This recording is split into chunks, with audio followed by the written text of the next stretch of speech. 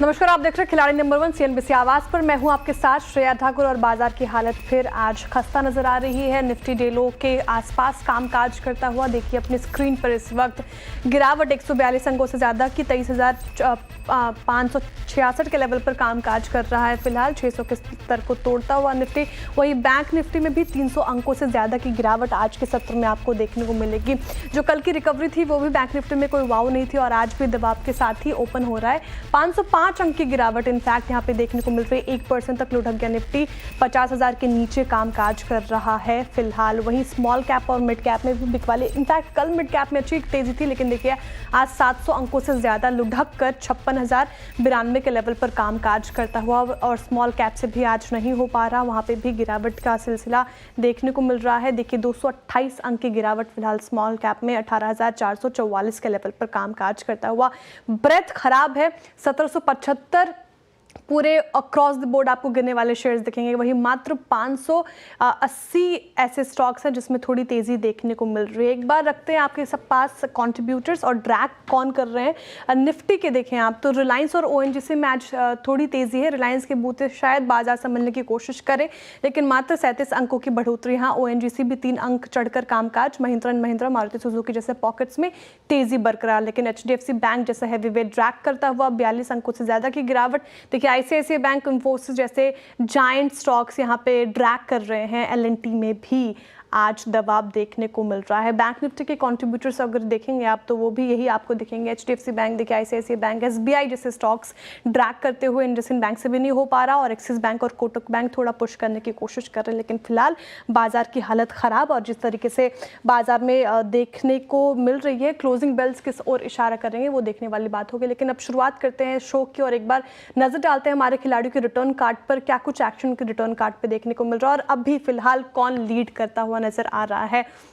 तो क्लियरली अभी आपको देखने को मिलेगा अमित सेठ जी क्लियरली लीड करते हुए 6.5% इनका पोर्टफोलियो अप है। इसके दूसरे नंबर पर जतिन जी हैं, जतिन गेडिया जी का पोर्टफोलियो 2.5% से ज़्यादा अप है। वहीं थोड़े नेगेटिव टेरिटरी में ब्रजेश जी काम करते हुए 3% से ज़्यादा इनका पोर्टफोलियो डाउन फिलहाल नज़र आ रहा है। लेकिन आगे कॉल्स लेंगे। लेकिन अमित जी, जिस तरीके से बाजार में आज हमें बिकवाली देखने को मिल रही है, इनफैक्ट कल थोड़ी रिकवरी शो की थी, थोड़ी राहत की सांस कल मिली थी, लेकिन वो आज टिक नहीं पाई। एक दिन अप एक दिन डाउन, ये जो वोलेटिलिटी बाजार में देखने को मिल रही है, इनफैक्ट आज के सत्र में कैसे रीड कर रहे हैं आप, और क्या हिदायत फिलहाल निवेशकों को और ट्रेडर्स को आपकी तरफ से? जी good morning Shreya ma'am, good morning to all my panelists and viewers. Definitely थोड़ा सा चिंताजनक माहौल है यहाँ पे। बैंक निफ्टी ने काफी प्रेशर मार्केट्स पे डाला हुआ है। इसने 200 एमआ भी ब्रेक कर दिया, और निफ्टी की अगर मैम बात करें तो ये भी 200 एमआ पे होवर करके कहीं ना कहीं उसे ब्रेक कर रहा है। 23,565 पे करंटली निफ्टी स्पॉट ट्रेड कर रहा है। अगर 23,460 टूटता है तो I think it will revisit the November lows of 23,000, लगभग जो 263 के लेवल से। तो ओवरऑल आज के सत्र में रिलायंस ने थोड़ा मार्केट संभाला हुआ है, बट अदरवाइज अगर हम देखें तो ओवरऑल टेक्सचर मार्केट का वीक है। तो थोड़ा कॉशियसली ट्रेड करना चाहिए और स्टॉक स्पेसिफिक रहना चाहिए। कॉशियस रहने की सलाह, स्टॉक स्पेसिफिक, क्योंकि बाजार में दबाव देखने को मिल रहा है। जिस तरीके से रिलायंस थोड़ी संभालने की कोशिश कर रहा है, इतने गिरते बाजार में अगर रिलायंस संभाल रहा है तो सोचो अगर रिलायंस डाउन होता तो कितना बाजार डाउन होता। ब्रजेश जी, आप कैसे रीड कर रहे हैं बैंक निफ्टी को? निफ्टी के कंपैरिजन में काफ़ी वीक नज़र आ रहा है। इनफैक्ट कल के सत्र में भी इसमें वाउ रिकवरी देखने को मिल नहीं रही थी। What's your take on bank Nifty?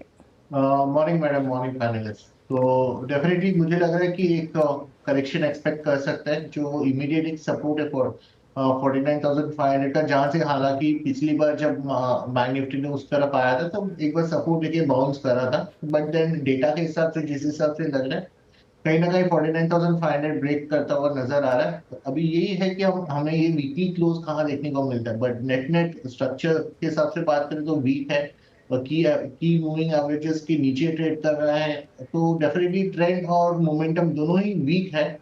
Bank Nifty में 50 दिन का जो मूविंग एवरेज है 50,700, अगर by any chance weekly close इसके ऊपर ऊपर आता है तो कुछ तेजी हो सकता है, बट देन अभी ये करेक्ट प्राइस में मुझे लगता है और थोड़ा गिरावट देखने को मिल सकता है, और 49,500 का जो एक बेस है वो शायद टूटने का चांसेस काफी ज्यादा है।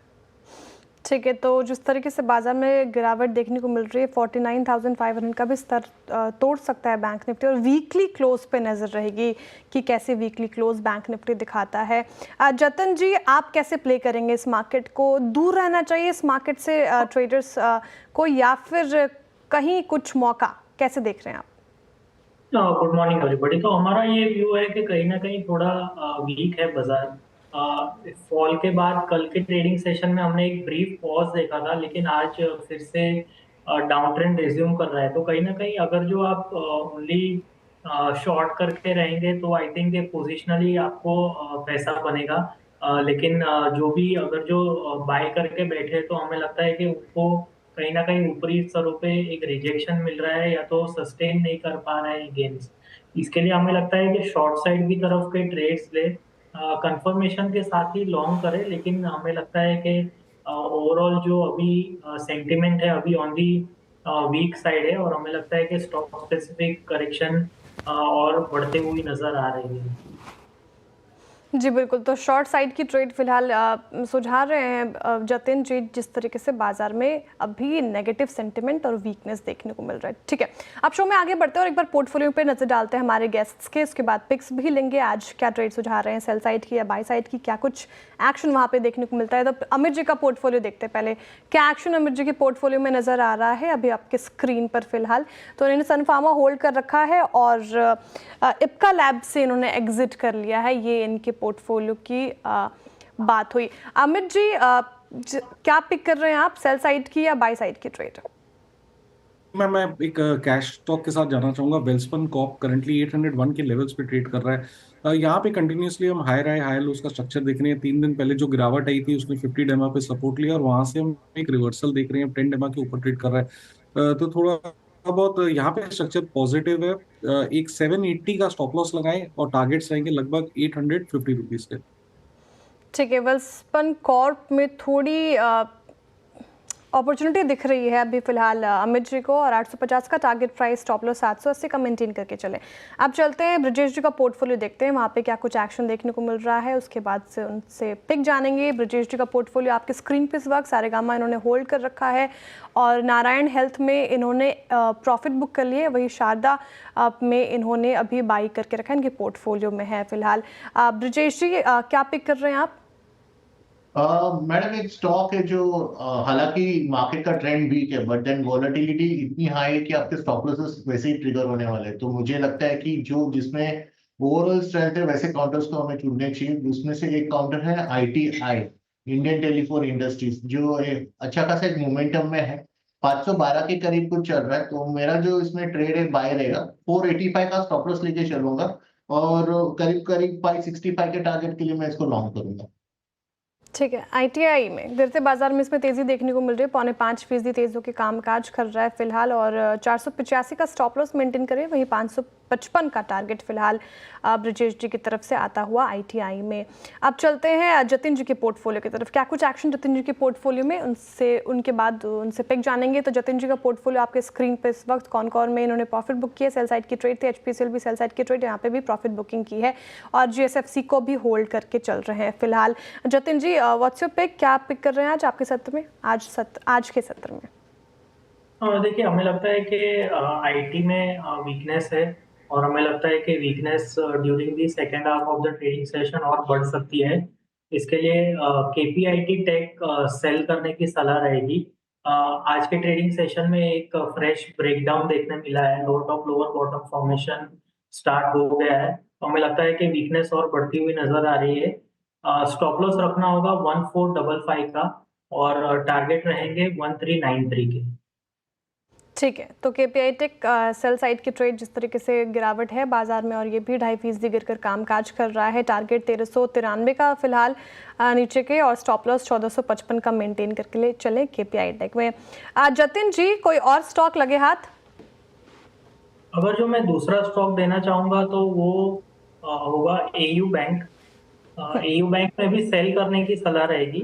AU बैंक में अगर जो आज के ट्रेडिंग सेशन में देखें तो एक फ्रेश ब्रेकडाउन देखने मिल रहा है। हमें लगता है कि कल के ट्रेडिंग सेशन में एक इनसाइड बार था, और आज के ट्रेडिंग सेशन में भी वीकनेस जारी है। तो हमें सेल साइड की तरफ देखना है तो एयू बैंक सेल करके चला जा सकता है। स्टॉप लॉस रखना होगा 568 का और नीचे में टारगेट्स रहेंगे 545 के। ठीक है, सेल साइड के एक और ट्रेड और एयू बैंक में जिस तरीके से गिरावट देखने को मिल रही है आपके तरफ ये, और टारगेट की बात करें नीचे तो 545 का टारगेट अभी आप नीचे एक्सपेक्ट करें, स्टॉप लॉस 568 का मेंटेन करके चल रहे हैं। ब्रिजेश जी, सेकंड पिक क्या होगी आपकी, बाई या सेल साइड की ट्रेड जिस तरीके से बाजार का मूड माहौल है? नहीं मैडम, मैं बाइंग में ही रहना चाहूंगा। तो एक स्टॉक है मिंडा कॉप करके, जो हालांकि 2 दिन पहले काफी अच्छा इसमें बाइंग देखने को मिला था और आज थोड़ा सा ब्रीदर की नजर से, तो आज का जो करेक्शन है मुझे लगता है एक बाइंग अपॉर्चुनिटी हो सकती है मिंडा कॉप में। 532 के आसपास ट्रेड कर रहा है। इसका जो स्टॉप लॉस है वो मेरा 518 का स्टॉप लॉस है, 518, और इसको भी 580 560 के आसपास देख रहा हूँ मैं। ठीक है, तो मिंडा कॉर्प में आज तेजी गिरते बाजार में देखने को मिल रही है। ये आपके लिए बाई साइड की ट्रेड ब्रिजेश जी की तरफ से दूसरी आती हुई, और वहीं टारगेट प्राइस की बात करें तो 560 का टारगेट आप मेंटेन करके चले, स्टॉप लॉस 518 का लगाना मत भूलिएगा। अमित जी, दूसरी कौन सा स्टॉक आप सुझा रहे हैं? जी मैम, थोड़ा सा वेट करूंगा, प्रॉब्ली 1 घंटे बाद या सेकेंड हाफ में थोड़ा मार्केट स्टडी करके दूंगा नेक्स्ट स्टॉक। ठीक है, जिस तरीके से बाजार में वोलेटिलिटी और बिकवाली हावी है तो थोड़ा सा वेट करके चल रहा है अमित जी, कोई भी अपडेट सेकंड हाफ में आपको मिलेगा। तो फिलहाल एक वक्त हो चुका है छोटे से ब्रेक का, आप कहीं मत जाइएगा, ब्रेक के तुरंत बाद हाजिर होते हैं। आप देखते रहिए CNBC आवाज़।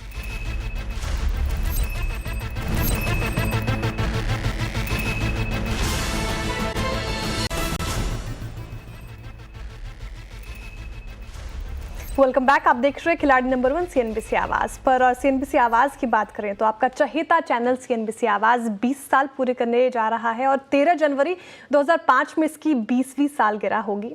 हम इन 20 सालों को समृद्धि का अमृतकाल कह रहे हैं, क्योंकि इन 2 दशकों में हर मोर्चे पर क्रांतिकारी बदलाव आए हैं। मार्केट की 20 सालों की समृद्ध यात्रा कैसी रही, इसको समझने के लिए चलते हैं मेरी सहयोगी मिताली जैन के पास। मिताली, बताइए।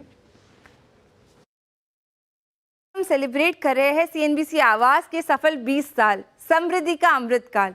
ये सिर्फ एक न्यूज़ चैनल का सफ़र नहीं, बल्कि भारत के स्टॉक मार्केट्स, इंडस्ट्रीज और हर इन्वेस्टर की तरक्की की कहानी है। तो चलिए एक नज़र डालते हैं इस फिनोमिनल ग्रोथ स्टोरी पर। सबसे पहले बात करते हैं सेंसेक्स की। तो 2005 में जब शुरुआत हुई थी तो लेवल से करीबन 6,500 के आसपास, जो आज पहुँच चुके हैं 79,000 लेवल्स पर, यानी कि 1100% ग्रोथ देखने को मिली। निफ्टी की अगर बात करें तो 2005 में निफ्टी का लेवल था सिर्फ 2850 पॉइंट्स। यहाँ हमने देखी 1075% की तगड़ी ग्रोथ और आज लेवल्स पहुंच चुके हैं 23,600 के आसपास। ये नंबर्स बताते हैं कि कैसे इंडियन इकोनॉमी और स्टॉक मार्केट्स दोनों ही रैपिड ग्रोथ ट्रेजेक्टरी पर है। अब समझते हैं निफ्टी 50 TRI की बात। TRI यानी टोटल रिटर्न इंडेक्स। ये सिर्फ प्राइस अप्रिसिएशन ही नहीं बल्कि डिविडेंड रिटर्न्स को भी कंसिडर करता है। तो 2005 में निफ्टी 50 TRI के लेवल से 2450 और आज देखा जाए तो ये 35,700 के यहाँ ट्रेड कर रहे हैं, यानी 1350% का अच्छा खासा राइज। सिर्फ निफ्टी ही नहीं, बाकी इंडेक्सेस ने भी हिस्टोरिकल हाइज अचीव किए हैं। मिड कैप इंडेक्स की अगर बात करें तो 2005 में 3400 के लेवल से 2024 में आज 57,650 के लेवल्स पर ट्रेड कर रहा है, यानी कि 1600% का अच्छा खासा जंप। स्मॉल कैप इंडेक्स भी इसी तरह 1530% के रिटर्न के बाद आज 55,700 लेवल पर ट्रेड कर रहा है।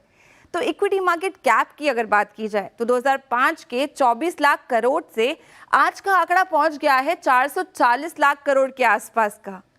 ये सारे फैक्टर्स बताते हैं कि लार्ज कैप के साथ मिड कैप और स्मॉल कैप स्टॉक्स भी कितना इंपॉर्टेंट होते हैं वेल्थ क्रिएशन में। तो 20 सालों में CNBC आवाज़ सिर्फ एक न्यूज़ चैनल नहीं रहा, बल्कि एक ट्रस्टेड गाइड, एक फाइनेंशियल मेंटोर बन रहा है। इन्वेस्टर्स को लेटेस्ट अपडेट्स देने हो, एक्सपर्ट्स को इनसाइट्स और ओपिनियंस के जरिए एम्पावर करना हो, या एक फाइनेंशियल इकोसिस्टम की तरह नर्चर करना हो, हम हमेशा आपके साथ खड़े हैं और आगे भी इसी तरह खड़े रहेंगे। बिल्कुल 20 साल हो चुके हैं सीएनबीसी आवाज़ को, जिस तरीके से ये मेंटर करते आए हैं एक गाइड की तरह, इस तरीके से प्यार बना के रखिए सीएनबीसी आवाज़ पर। और अब आगे चलते हैं, देखिए रिलायंस आज एक ऐसा स्टॉक जो गिरते बाजार में तेज़ होकर चल रहा है और इनफैक्ट 2.25% से ज़्यादा 2% मान लीजिए इसमें तेज़ी देखने को मिली। देखिए दरअसल बर्स्टिन और जेफरीज की रिपोर्ट के बाद रिलायंस में ये तेज़ी आई है और ब्रोकर्स रिलायंस पर क्यों है बुलिश, मैं ये आपको बताती हूँ। देखिए जिस तरीके से आप स्क्रीन पर देख सकते हैं, बर्स्टिन ने आउट परफॉर्मेंस की रेटिंग दी है, साथ ही 1520 का टारगेट प्राइस रखा है। जेफरीज ने बाई की कॉल दी है, साथ ही 1690 का टारगेट प्राइस रखा है। इसका मतलब दोनों ही ब्रोकर्स को इस पर्टिकुलर काउंटर में अच्छा खासा अपसाइड पोटेंशियल नजर आ रहा है। बर्स्टिन को 18% का अपसाइड पोटेंशियल नजर आ रहा है, जेफरीज को 26% का अपसाइड पोटेंशियल नजर आ रहा है। देखिए 2025 में ब्रोकर्स का मानना है कि हालात जो है वो सुधर सकते हैं रिलायंस के, क्योंकि जिस तरीके से इसके वैल्यूएशंस 2020 से इनफैक्ट कोविड के बाद से कम हुए हैं, तो ये एक पॉजिटिव ट्रिगर हो रहा है रिलायंस के लिए। साथ ही जेफरीज का मानना है कि फाइनेंशियल ईयर 2025 में लोअर अर्निंग ग्रोथ अगर आप देखें तो उसके अलावा रिटेल के लिए मीडियम टर्म ग्रोथ आउटलुक पर चिंताओं को लेकर कंपनी ने निफ्टी के मुकाबले 15% अंडर परफॉर्म किया है, लेकिन 2025 में अब इसमें सुधार देखने को मिल सकता है और रिटेल में मीडियम टर्म ग्रोथ वापस आ सकता है। फाइनेंशियल ईयर 2026 में जियो की लिस्टिंग होगी, इसके अलावा उससे हालात सुधरते नजर आएंगे और फाइनेंशियल ईयर 2026 में एबिटा की बात करें तो एबिटा 14% ग्रो कर सकता है, ये भी एक्सपेक्ट कर रही है कंपनी।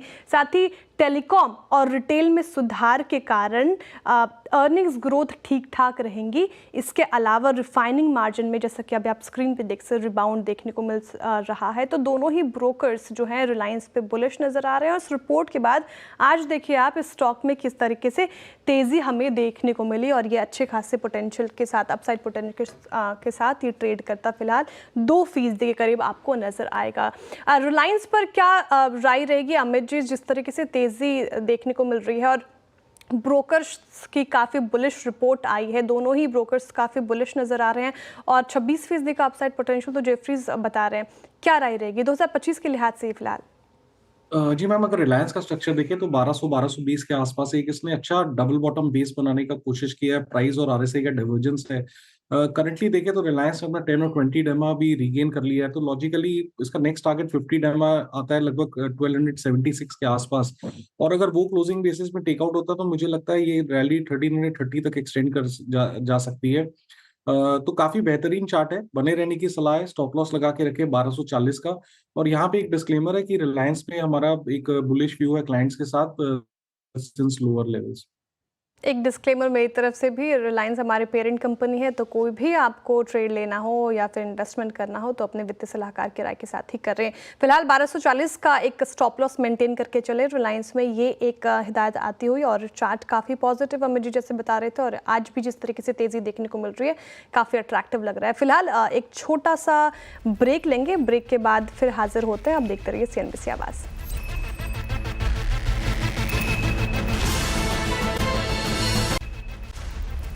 वेलकम बैक, आप देख रहे हैं खिलाड़ी नंबर 1 सीएनबीसी आवाज़ पर और मार्केट की हालत जस की तस, निफ्टी डेलो के आसपास कामकाज करता हुआ ये बैंक निफ्टी पे भी दबाव देखने को मिल रहा है। क्लोजिंग बेल्स देखने वाली बात होगी, लेकिन अब चलते हैं आखिरी सेगमेंट में और देखते हैं कि हमारे खिलाड़ियों के पोर्टफोलियो में क्या कुछ एक्शन देखने को मिल रहा है। ब्रजेश जी ने सुझाया सारेगामा बाई की साइड की ट्रेड, ITI बाई साइड की ट्रेड और मिंडा कॉर्प में भी बाई साइड की ट्रेड है। टारगेट 610 मेंटेन करे सारेगामा में, स्टॉप लॉस 543 का, ITI में टारगेट 555 का, स्टॉप लॉस 484 का, भी मिंडा में टारगेट 560, स्टॉप लॉस 518 का मेंटेन करके चले।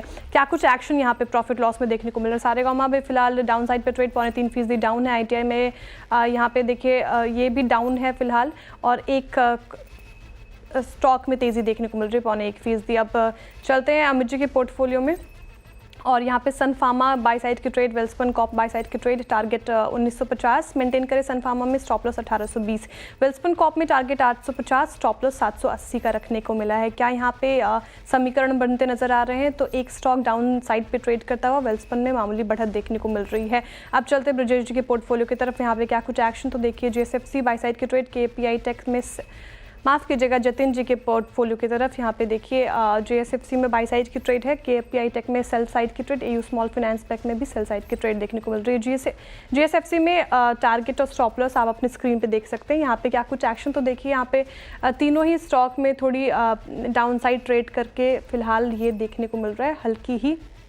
AU स्मॉल फाइनेंस फ्लैट अभी फिलहाल देखने को मिल रहा है। मुनाफा का मीटर क्या कहता है, कौन सबसे आगे देखने को मिल रहा है, तो देखिए अमित सेठ जी लीड करते हुए फिलहाल 6% से ज़्यादा इनका पोर्टफोलियो अप है। जतिन जी भी पॉजिटिव टेरिटरी में भी 1.5% की बढ़ोतरी, और ब्रजेश जी का भी पोर्टफोलियो थोड़ा डाउन लग रहा है, 8.5% की गिरावट इनकी पोर्टफोलियो में देखने को मिल रही है। लेकिन अभी पूरा हफ्ता बाकी, इनफैक्ट 2 दिन और बाकी है थर्सडे फ्राइडे का सेशन। कौन मारता है बाजी वो देखने वाली बात होगी, और कोई भी अपडेट हमारे खिलाड़ी बताते हैं तो वो मिड कैप मंत्र में आपके लिए लेकर आएंगे।